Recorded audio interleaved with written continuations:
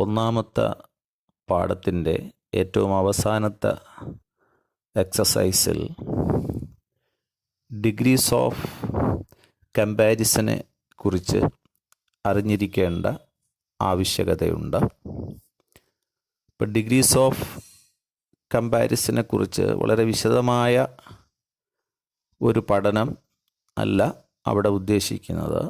പക്ഷേ interchanging of degrees of comparison, അതാണ് പ്രധാനമായിട്ടും അവിടെ ലക്ഷ്യമിടുന്നത്. പക്ഷേ അതറിയുവാൻ നമ്മൾ അത്യാവശ്യം ചില കാര്യങ്ങൾ അറിഞ്ഞിരിക്കേണ്ടതായിട്ടുണ്ട്. അതിലേക്കാണ് നമ്മൾ പോകുന്നത്. ഡിഗ്രീസ് ഓഫ് കമ്പാരിസൺ എന്ന് പറഞ്ഞാൽ എന്താണ്? കമ്പയർ എന്നുള്ള വാക്കിൻ്റെ അർത്ഥം താരതമ്യം ചെയ്യുക എന്നാണ്. കമ്പാരിസൺ താരതമ്യം ചെയ്യൽ. ഡിഗ്രീസ് ഓഫ് കമ്പാരിസൺ താരതമ്യം ചെയ്യലിൻ്റെ തോതുകൾ, അളവുകൾ, മാനദണ്ഡങ്ങൾ എന്നൊക്കെ നമുക്ക് എടുക്കാം. ഇപ്പോൾ ഡിഗ്രീസ് ഓഫ് കമ്പാരിസൺ എന്ന് ഇംഗ്ലീഷിൽ അറിയപ്പെടുന്നത് 3 ഡിഗ്രികളാണ്. ഒന്ന് പോസിറ്റീവ് ഡിഗ്രി, ഒന്ന് കമ്പാരിറ്റീവ് ഡിഗ്രി, ഒന്ന് സൂപ്പർലേറ്റീവ് ഡിഗ്രി. പോസിറ്റീവ് ഡിഗ്രി എന്ന് പറഞ്ഞാൽ എന്താണ്? ഒന്ന് പോസിറ്റീവാണ് എന്ന് കാണിക്കുന്നു, അതാണ് പോസിറ്റീവ് ഡിഗ്രി. അതിൽ അഡ്ജക്റ്റീവിൻ്റെ അല്ലെങ്കിൽ ആഡ്വർബിൻ്റെയൊക്കെ പോസിറ്റീവ് രൂപമാണ് ഉപയോഗിക്കപ്പെടുന്നത്. ഒരു എക്സാമ്പിൾ ഇവിടെ കൊടുത്തിരിക്കുന്നത് ശ്രദ്ധിക്കുക. Vinod is tall. Vinod is tall. അവിടെ സബ്ജക്റ്റ് വിനോദാണ്, വെർബ് ഈസ് എന്നുള്ളതാണ്. അവിടെ പോസിറ്റീവായ അഡ്ജക്റ്റീവായി ഉപയോഗിച്ചിരിക്കുന്നത് ടോൾ ആണ്. വിനോദ് ടോൾ ആണ് എന്ന് സൂചിപ്പിക്കുന്നു. അതുകൊണ്ടത് പോസിറ്റീവ് ഡിഗ്രിയാണ്. ഇനി രണ്ടാമത് കമ്പാരിറ്റീവ് ഡിഗ്രി.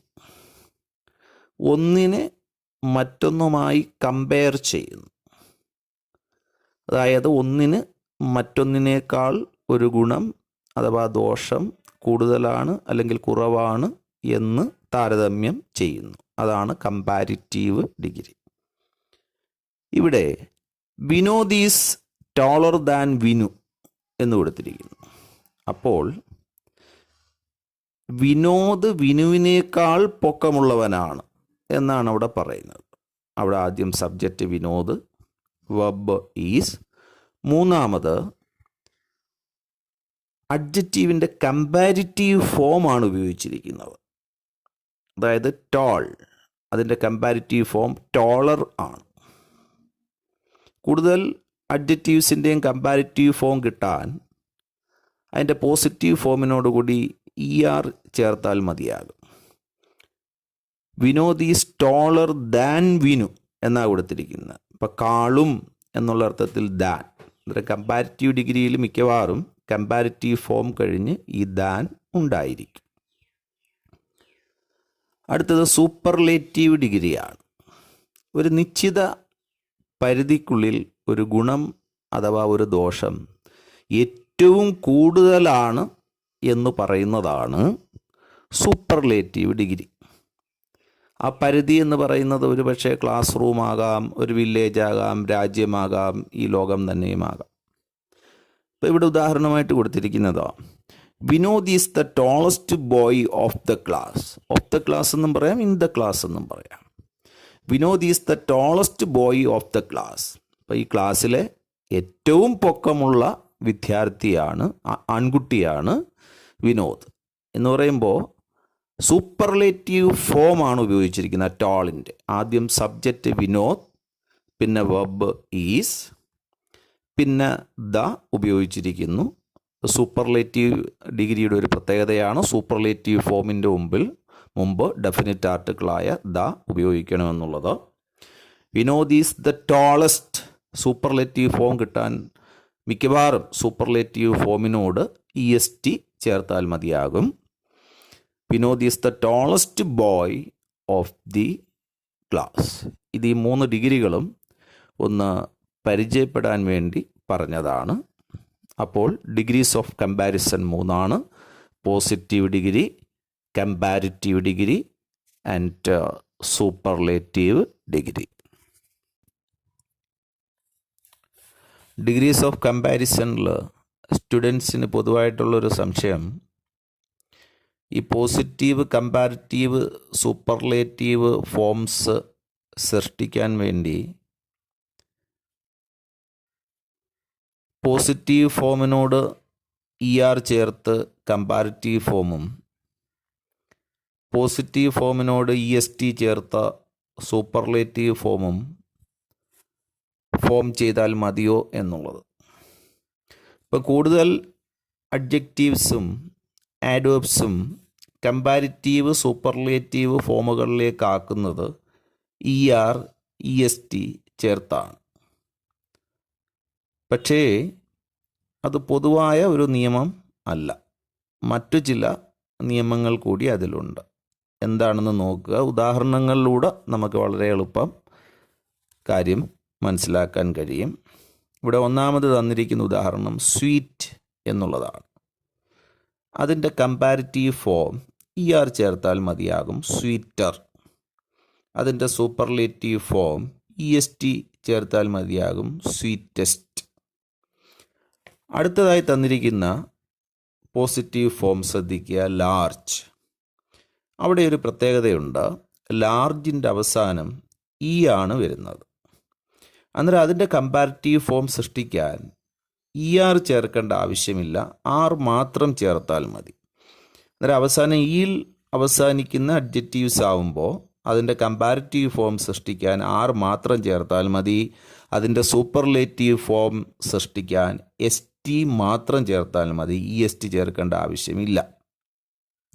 അടുത്ത എക്സാമ്പിൾ ശ്രദ്ധിക്കുക, ഈസി. അന്നേരം ഈസി എന്ന് പറയുന്ന പോസിറ്റീവ് ഫോം, അതിൻ്റെ കമ്പാരിറ്റീവ് ഫോം സൃഷ്ടിച്ചിരിക്കുന്നത് എങ്ങനെയാണെന്ന് നോക്കുക, ഈസിയർ എന്നാണ്. അന്നേരം അവിടെ എന്താണ് സംഭവിച്ചിരിക്കുന്നത്?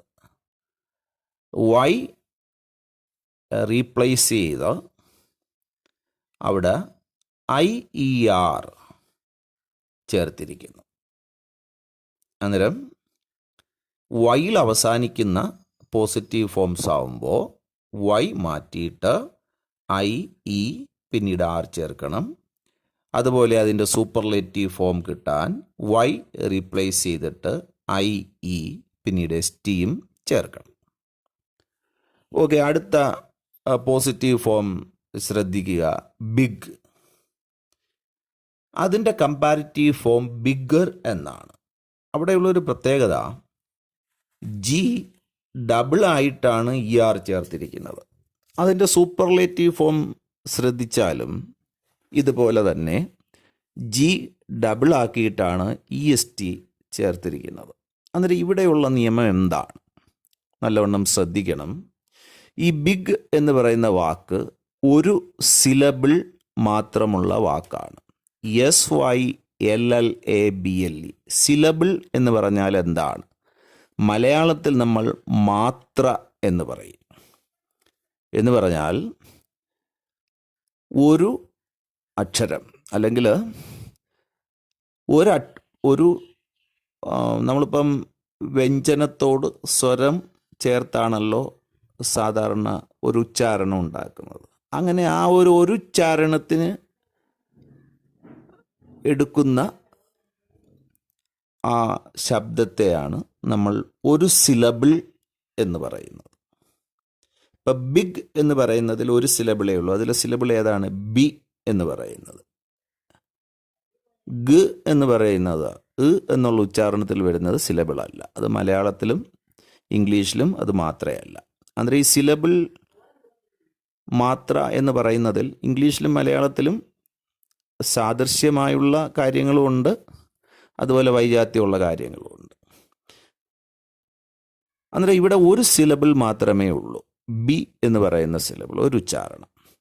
അവസാനം ഒരു കൺസൊണൻ്റ് അഥവാ വ്യഞ്ജനമാണല്ലോ, അതായത് A, E, I, O, U എന്നീ സ്വരങ്ങളിൽ പെടാത്ത വ്യഞ്ജനം അഥവാ കൺസണൻ്റ്, അതും ശക്തമായി ഉച്ചരിക്കുന്ന ഒരു കൺസണൻ്റ് അല്ല.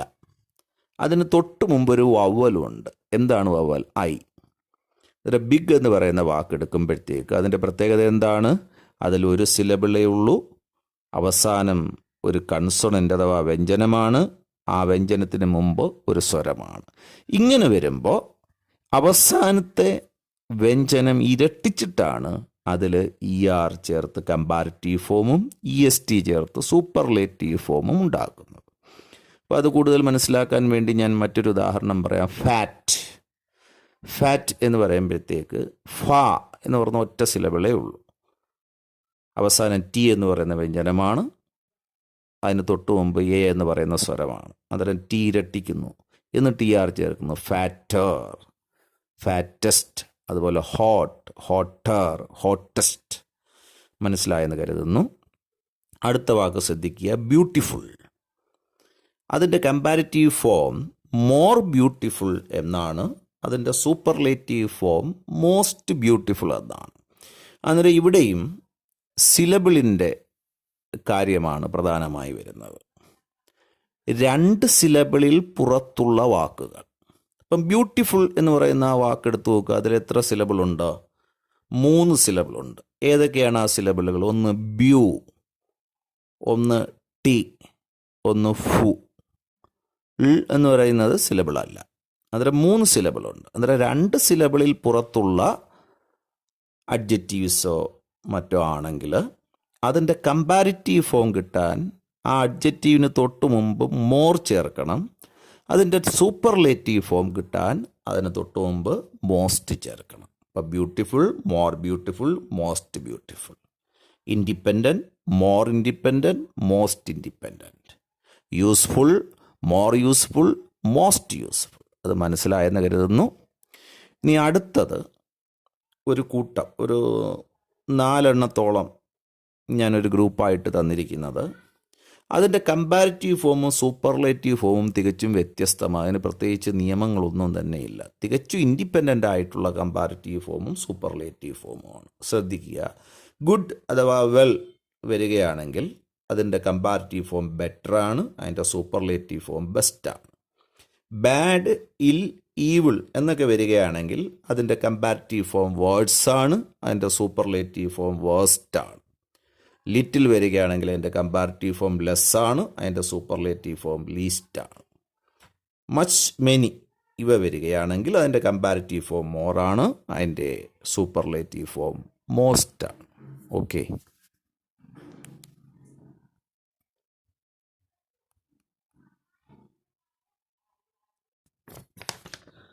ഇനി നമുക്ക് നമ്മുടെ പാഠ്യഭാഗത്തേക്ക് കടക്കാം. Interchanging of degrees of comparison എന്ന് പറഞ്ഞാൽ എന്താണ്? തന്നിരിക്കുന്ന ഡിഗ്രിയെ മറ്റൊരു ഡിഗ്രിയിലേക്ക് മാറ്റണം. അപ്പോൾ ഒരു ഡിഗ്രിയിൽ ഒരു സെൻറ്റൻസ് തന്നിരിക്കും. അപ്പോൾ പോസിറ്റീവ് ഡിഗ്രിയിൽ തരാം, കമ്പാരിറ്റീവ് ഡിഗ്രിയിൽ തരാം, സൂപ്പർലേറ്റീവ് ഡിഗ്രിയിൽ തരാം. അപ്പോൾ പോസിറ്റീവ് ഡിഗ്രിയിൽ തന്നാൽ അതിനെ കമ്പാരിറ്റീവും സൂപ്പർലേറ്റീവും ആക്കാൻ അറിഞ്ഞിരിക്കണം. അതുപോലെ കമ്പാരിറ്റീവ് ഡിഗ്രിയിൽ തന്നാൽ അതിനെ പോസിറ്റീവും സൂപ്പർലേറ്റീവും ആക്കാൻ അറിഞ്ഞിരിക്കണം. അതുപോലെ സൂപ്പർലേറ്റീവ് ഡിഗ്രിയിൽ തന്നാൽ അതിനെ കമ്പാരിറ്റീവും പോസിറ്റീവും ആക്കാൻ അറിഞ്ഞിരിക്കണം. ഇതിനെയാണ് interchanging of degrees of comparison എന്ന് പറയുന്നത്. ഇതിലുള്ള ഒരു പ്രത്യേകത എന്ന് പറയുന്നത് അർത്ഥവ്യത്യാസം വരാൻ പാടില്ല എന്നുള്ളതാണ്. സാധാരണ രീതിയിൽ നമ്മൾ നേരത്തെ എഴുതിയ ഉദാഹരണങ്ങൾ നോക്കുമ്പോൾ അതിലെല്ലാം വ്യത്യാസമുള്ള അർത്ഥങ്ങളാണ്. പക്ഷേ ഇതിൽ അർത്ഥവ്യത്യാസം വരാൻ പാടില്ല, എന്നാൽ ഒരു ഡിഗ്രിയിൽ നിന്നും മറ്റൊരു ഡിഗ്രിയിലേക്ക് മാറ്റുകയും ചെയ്യണം. ഇതിന് വലിയ പ്രയാസമൊന്നുമില്ല. ഈ 3 ഡിഗ്രികളുടെയും സ്ട്രക്ചർ, ആ വാക്യഘടന നമ്മളൊന്ന് പഠിക്കണം. എന്നിട്ട് അതിൻ്റെ ഓരോ ഉദാഹരണങ്ങൾ കൂടി ഒന്ന് അറിഞ്ഞു വെച്ചിരുന്നാൽ നമുക്ക് വളരെ എളുപ്പം ഒരു ഡിഗ്രിയിൽ നിന്നും മറ്റൊരു ഡിഗ്രിയിലേക്ക് മാറ്റാൻ പറ്റും. ഇതിൻ്റെ ഈ സ്ട്രക്ചർ നോക്കുമ്പോൾ ഇത്തിരി ദീർഘമായി തോന്നാം, പക്ഷേ അതിനെ ഉദാഹരണവുമായിട്ട് തട്ടിച്ച് നോക്കുമ്പോഴത്തേക്ക് അത് വളരെ എളുപ്പമാണെന്ന് നിങ്ങൾക്ക് മനസ്സിലാക്കാൻ കഴിയും. ഒന്നാമത്തെ ഡിഗ്രി പോസിറ്റീവ് ഡിഗ്രിയിലേക്ക് ശ്രദ്ധിക്കുക. അന്നേരം പോസിറ്റീവ് ഡിഗ്രിയിൽ ഒരു സെൻറ്റൻസ് ഇൻ്റർചേഞ്ച് ചെയ്യാനായിട്ട് തരുമ്പോൾ ഈ ഒരു സ്ട്രക്ചറിലാണ് തരുന്നത്. ആദ്യം നോ അതർ, അതിനുശേഷം കോമൺ നൗണാണ് തരുന്നത്. കോമൺ നൗൺ അതായത് ഒരു ക്ലാസ്സിനെ സൂചിപ്പിക്കുന്ന noun.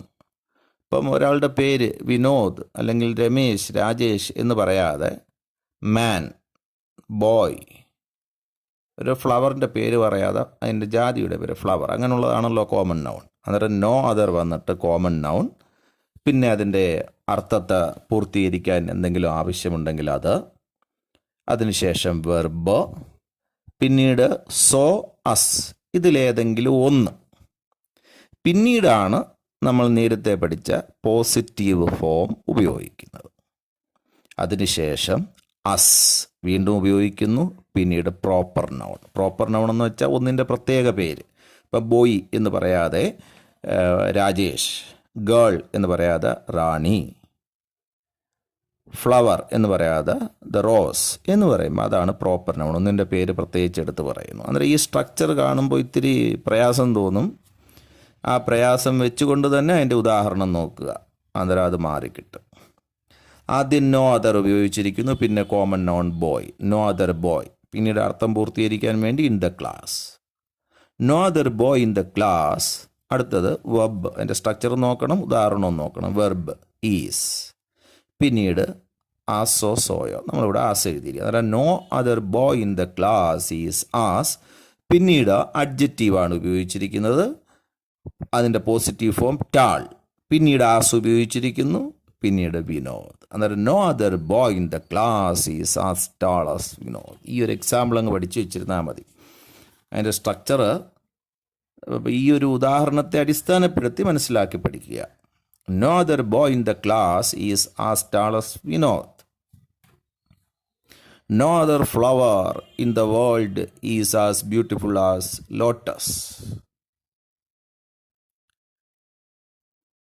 No other man in the village is as strong as Ram. ഇങ്ങനെ പല ഉദാഹരണങ്ങൾ പറയാം. ആ ഒരു ഉദാഹരണം അങ്ങ് പഠിച്ചു വെച്ചിരുന്നാൽ മതി, പ്രശ്നമില്ല. അടുത്തത് കമ്പാരിറ്റീവ് ഡിഗ്രിയാണ്. കമ്പാരിറ്റീവ് ഡിഗ്രി നോക്കുക. ആദ്യം പ്രോപ്പർ നൗൺ, പിന്നെ വെർബ്, പിന്നെ കമ്പാരിറ്റീവ് ഫോം. അവിടെയാണ് കമ്പാരിറ്റീവ് ഫോം, പോസിറ്റീവ് ഫോം അല്ല, കമ്പാരിറ്റീവ് ഫോം. പിന്നെ ദാൻ, കാളും എന്നുള്ള അർത്ഥത്തിൽ ദാൻ, പിന്നെ any other plus common noun plus dash, അർത്ഥം പൂർത്തീകരിക്കാനുള്ളത്. അത് ഉദാഹരണത്തിലേക്ക് നോക്കുക, അന്നേരം എളുപ്പമായിട്ട് തോന്നും. നിങ്ങൾക്ക് ഈ സ്ട്രക്ചർ പ്രയാസകരമാണെങ്കിൽ സ്ട്രക്ചർ തൽക്കാലം നോക്കണ്ട, ആ ഉദാഹരണങ്ങൾ മനസ്സിലാക്കി വെച്ചിരുന്നാൽ മതി. ഉദാഹരണങ്ങൾ ബൈ ഹാർട്ട് ചെയ്ത് വെച്ചിരുന്നാൽ മതി, അന്നേരം മനസ്സിലാകും. ഇപ്പം നേരത്തെയുള്ള സെൻറ്റൻസ് തന്നെ, ഇപ്പം no other boy in the class is as tall as Vinod എന്നുള്ള പോസിറ്റീവ് ഡിഗ്രിയെ കമ്പാരിറ്റീവ് ഡിഗ്രി ആക്കുന്നത് നോക്കൂ. ആദ്യം പ്രോപ്പർ നൗൺ എടുക്കുന്നു. പ്രോപ്പർ നൗൺ വിനോദാണ്, അതാദ്യം എടുത്തെഴുതുന്നു. പിന്നെ വെർബ് ഈസ്, പിന്നെ കമ്പാരിറ്റീവ് ഫോമാണ്, ടാളിൻ്റെ കമ്പാരിറ്റീവ് ഫോം ടാളർ, പിന്നെ ദാനാണ് ഉപയോഗിച്ചിരിക്കുന്നത്, പിന്നെ എനി അതർ, പിന്നെ കോമൺ നൗൺ ആണ് ബോയ്, പിന്നെ അർത്ഥം പൂർത്തീകരിക്കാൻ ഇൻ ദ ക്ലാസ്. ഇത് ശ്രദ്ധിക്കുക. No other boy in the class is as tall as വിനോദിനെ കമ്പാരിറ്റീവ് ആക്കുമ്പോൾ Vinod is taller than any other boy in the class. ആ ഉദാഹരണങ്ങളിൽ എന്ത് മാറ്റം വരുന്നു എന്ന് ശ്രദ്ധിക്കുക. ഇനി സൂപ്പർലേറ്റീവ് ഫോമിൻ്റെ സ്ട്രക്ചറാണ്. സൂപ്പർലേറ്റീവ് ഫോമിൻ്റെ സ്ട്രക്ചർ ആദ്യം പ്രോപ്പർ നൗണാണ്, ഒന്നിൻ്റെ പ്രത്യേക പേര്, പിന്നെ വെർബാണ്, പിന്നെ ദ, പിന്നെ സൂപ്പർലേറ്റീവ് ഫോം. അവിടെ ശ്രദ്ധിക്കേണ്ടത് സൂപ്പർലേറ്റീവ് ഫോം വരുമ്പോൾ അതിന് മുമ്പ് ദ ഉപയോഗിക്കുന്നു എന്നുള്ളതാണ്. പിന്നെ കോമൺ നൗൺ, പിന്നെ അർത്ഥം പൂർത്തീകരിക്കാൻ വേണ്ടുന്നത്. നേരത്തെ ഉള്ളത് തന്നെ നമ്മൾ സൂപ്പർലേറ്റീവ് ഡിഗ്രിയിലേക്ക് എങ്ങനെ മാറ്റി എഴുതിയിരിക്കുന്നു. Vinod is the tallest boy in the class. Vinod proper noun ആണ്, ഈസ് വെർബാണ്, ദ ഉപയോഗിച്ചിരിക്കുന്നു, ടാളിൻ്റെ സൂപ്പർലേറ്റീവ് ഫോം ടോളസ്റ്റ് ആണ്, പിന്നെ കോമൺ നൗൺ ബോയ് എഴുതിയിരിക്കുന്നു, പിന്നെ അർത്ഥം പൂർത്തീകരിക്കാൻ വേണ്ടി ഇൻ ദ ക്ലാസ്. ഈ പ്രോപ്പർ നൗൺ കോമൺ നൗൺ എന്നുള്ള പേര് കേട്ടൊന്നും പ്രയാസപ്പെടേണ്ട കാര്യമില്ല. ഈ ഉദാഹരണങ്ങൾ മൂന്നും അങ്ങ് ബൈഹാർട്ട് ചെയ്തിട്ട് അവ ഒരു ഡിഗ്രിയിൽ നിന്നും മറ്റൊരു ഡിഗ്രിയിലേക്ക് മാറുമ്പോൾ എങ്ങനെയൊക്കെ മാറ്റപ്പെടുന്നു എന്ന് ശ്രദ്ധിക്കുക. നിങ്ങൾക്ക് കുറേ കൂടെ മനസ്സിലാകുന്നതിന് മറ്റൊരു ഉദാഹരണം കൂടി തന്നിരിക്കുന്നു, ശ്രദ്ധിക്കുക. Iron is the most useful metal. അത് സൂപ്പർലേറ്റീവാണ്. അതിനെ കമ്പാരിറ്റീവ് ആക്കുമ്പോൾ എങ്ങനെയാണ്? അയൺ ഈസ്, ആദ്യം അയൺ, അതായത് പ്രോപ്പർ നൗൺ, പിന്നെ വെർബ്, പിന്നെ കമ്പാരിറ്റീവ് ഫോമാണ് മോർ യൂസ്ഫുൾ, പിന്നെ ദാൻ വന്നിരിക്കുന്നു, പിന്നെ എനി അതർ, പിന്നെ common noun. Iron is more useful than any other metal. ഇപ്പം ഇൻ ദ വേൾഡ് എന്ന് കൊടുക്കാം, അതിവിടെ കൊടുക്കേണ്ട കാര്യമില്ല, എല്ലാവർക്കും അറിയാം. Iron is the most useful metal, iron is more useful than any other metal. ഇനി അതിൻ്റെ പോസിറ്റീവ് ഫോം നോക്കുക, no other metal is as useful as iron. No other metal in the world എന്നർത്ഥം. ഇൻ ദ വേൾഡ് എന്ന് അവിടെ എഴുതേണ്ട കാര്യം ഇല്ല. അന്നേരം ഈ ഒരു ഉദാഹരണം കൂടെ ശ്രദ്ധിക്കുക. അന്നേരം നിങ്ങൾക്കിത് മനസ്സിലായെന്ന് കരുതുന്നു. ഈ ഉദാഹരണങ്ങൾ മനസ്സിലാക്കി വെച്ചുകൊണ്ട് നമുക്ക് ഇനി നിങ്ങളുടെ ടെസ്റ്റിൽ കൊടുത്തിരിക്കുന്ന വർക്ക് ചെയ്യാം. Okay, please take page number 22. Fill in the blanks suitably. The first one. No other bird is as dash as the crow. ആ സെൻറ്റൻസ് കാണുമ്പോൾ അത് പോസിറ്റീവ് ഡിഗ്രിയിലുള്ള സെൻറ്റൻസ് ആണെന്ന് മനസ്സിലാക്കാം. നോ അതറിൽ തുടങ്ങുന്നു. അന്നേരം അതിൽ ആസ് കഴിഞ്ഞിട്ട് പോസിറ്റീവ് ഫോം വേണം ഉപയോഗിക്കാം. തന്നിരിക്കുന്ന 3 ഓപ്ഷൻസിൽ ക്ലവർ, ക്ലവറർ, ക്ലവറസ്റ്റ്, അതിൽ ഒന്നാമത്തേതാണ് പോസിറ്റീവ് ഫോം. അന്നേരം എങ്ങനെ വരും? No other bodies as clever as the crow. The second one, the grey mongoose was dash than the cobra. Sentence ഒന്ന് അനലൈസ് ചെയ്ത് നോക്കുമ്പോൾ നമുക്ക് മനസ്സിലാകും അത് കമ്പാരിറ്റീവ് ഫോമാണ്. സബ്ജക്റ്റ് കഴിഞ്ഞ് വെർബ് വന്നിട്ട് പിന്നീട് ദാൻ എന്ന് വരുന്നുണ്ട്. അന്നേരം കമ്പാരിറ്റീവ് ഫോമാണ്. അന്നേരം തന്നിരിക്കുന്ന options aggressive, more aggressive, most aggressive. അതിൽ കമ്പാരിറ്റീവ് ഫോം മോർ അഗ്രസീവ് ആണ്. The third one, the banyan tree was the dash place on the road. Noise, noisier, noisiest. അന്നേരം ഇതിൽ സബ്ജക്റ്റ് കഴിഞ്ഞ് വെർബ് വരുന്നു, പിന്നെ ദാ വരുന്നു. അന്നേരം തീർച്ചയായിട്ടും നമുക്കറിയാം സൂപ്പർലേറ്റീവ് ഫോമാണ് അവിടെ വരുന്നത്. ദ വന്നിട്ട് സൂപ്പർലേറ്റീവ് ഫോമാണ്. അന്നേരം നോയ്സസ്റ്റ് ആണ് അവിടെ ഓപ്ഷനായിട്ട്, കറക്റ്റ് ഓപ്ഷനായിട്ട് വരുന്നത്. Next one, the cobra was A dash fighter. Simple sentence ആണ്. അവിടെ കമ്പാരിറ്റീവിൻ്റെയും സൂപ്പർലേറ്റീവിൻ്റെയും ആവശ്യമില്ല എന്ന് നമുക്കറിയാം. അവിടെ പോസിറ്റീവ് മതിയാകും. സ്കിൽഫുൾ ഫൈറ്റർ എന്നുള്ളതാണ്. നോ അതർ എന്നുള്ള രീതിയിലല്ല കൊടുത്തിരിക്കുന്നതെങ്കിലും നമുക്ക് ആ സെൻറ്റൻസ് വായിക്കുമ്പോൾ അവിടെ ദ അല്ല വന്നിരിക്കുന്നത്, എ ആണ്. സ്കിൽഫുൾ മാത്രം മതിയാകും. The evening was dash than the morning. അന്നേരം അവിടെ സബ്ജക്റ്റ് കഴിഞ്ഞ് വെർബ് വന്നിട്ട് പിന്നീട് കറക്റ്റ് ഓപ്ഷൻ എഴുതണം. അതിനുശേഷം ദാൻ ആണ് വരുന്നത്. അന്നേരം നമുക്കറിയാം ദാൻ വന്നു കഴിഞ്ഞാൽ അറിയാം അത് കമ്പാരിറ്റീവ് ഡിഗ്രിയാണെന്ന്. ഇതിൽ കമ്പാരിറ്റീവ് ഫോമായിട്ട് തന്നിരിക്കുന്നത് ഹോട്ടറാണ്. അന്നേരം ഹോട്ടർ, ഹോട്ടസ്റ്റ്, അതിൽ റൈറ്റ് ഓപ്ഷൻ എന്ന് പറയുന്നത് ഹോട്ടറാണ്. അടുത്തത്, the myna was as dash as the crow. വായിക്കുമ്പോഴേ നമുക്കറിയാം അത് പോസിറ്റീവ് ഫോമാണ്. കാരണം ഈ നോ അതർ എന്നതിൽ തുടങ്ങിയില്ലെങ്കിൽ തന്നെയും ദ മൈന subject, was verb, as dash as എന്ന് വരുമ്പോൾ നമുക്കറിയാം അത് പോസിറ്റീവ് ഫോമാണ്. അതിൽ പോസിറ്റീവ് ഫോം കണ്ടൻറ്റഡ് ആണ്. It was the dash fight of the snake with the mongoose. Subject കഴിഞ്ഞ് വെർബ് വന്നിട്ട് ദാ വരുന്നു. അന്നേരം നമുക്കറിയാം സൂപ്പർലേറ്റീവ് ഫോമാണ്. സൂപ്പർലേറ്റീവ് ഫോം ഇതിൽ വേസ്റ്റ് ആണ്. ഓക്കെ, അടുത്തത്, it was one of the dash vacations the boy had. One of the വരുമ്പം സൂപ്പർലേറ്റീവ് ആണ്. അന്നേരം ഇതിൽ തന്നിരിക്കുന്ന ഓപ്ഷൻസിൽ മൂന്നാമത്തത് മോസ്റ്റ് അൺഫോർഗറ്റബിൾ, അതാണ് കറക്റ്റായിട്ടുള്ള option. Grand father is the dash member of the family. അവിടെയും സബ്ജക്റ്റ് വെർബ് വന്നിട്ട് ദാ വരുന്നു. അന്നേരം സൂപ്പർലേറ്റീവ് ഫോമാണ്, എൽഡസ്റ്റ് എന്നുള്ളതാണ്. അടുത്തത്, the mongoose darted in as dash as the cobra. അന്നേരം സബ്ജക്റ്റ് വെർബ് വന്നിട്ട് ആസ് ഡാഷ് ആസ് എന്ന് വരുന്നു. സോ ഡാഷ് ആസ് അല്ലെങ്കിൽ ആസ് ഡാഷ് ആസ് എന്ന് വന്നാൽ അത് തീർച്ചയായിട്ടും പോസിറ്റീവ് ഫോം ആയിരിക്കും. ഇവിടെ പിന്നെ അഡ്ജക്റ്റീവ് അല്ല, ആഡ്വർബാണ്, സ്വിഫ്റ്റ്ലി എന്നുള്ളതാണ്. ഓക്കെ, ഇത് നിങ്ങൾക്ക് മനസ്സിലായെന്ന് കരുതുന്നു.